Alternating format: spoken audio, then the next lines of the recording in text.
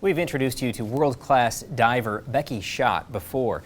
Well, it turns out she's also an Emmy Award winning underwater photographer. For this week's Northern Michigan in Focus, Adkins shows us her favorite shipwreck and why she thinks it's an important story to tell. I've dived a lot of shipwrecks all over the world, and of course every shipwreck has a story, but for some reason I'm really drawn to the story of the Morrell.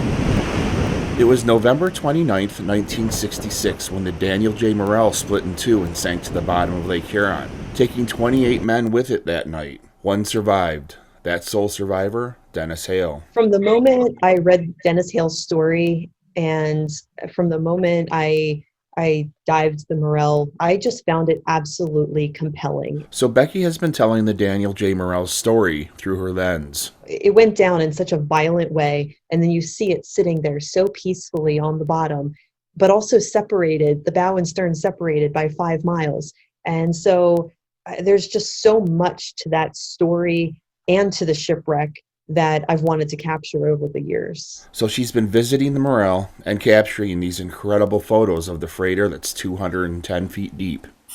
So for the engine room of the Daniel J. Morrell, for example, that was a shot in my head that I had for a year. I was planning it out, and I only had 20 minutes or about 25 minutes total to accomplish everything that we needed to do, and respectfully as well. Like, I don't want to damage anything inside the engine room while we're there. Now, if you really look at these pictures and think, there were guys right there simply doing their job.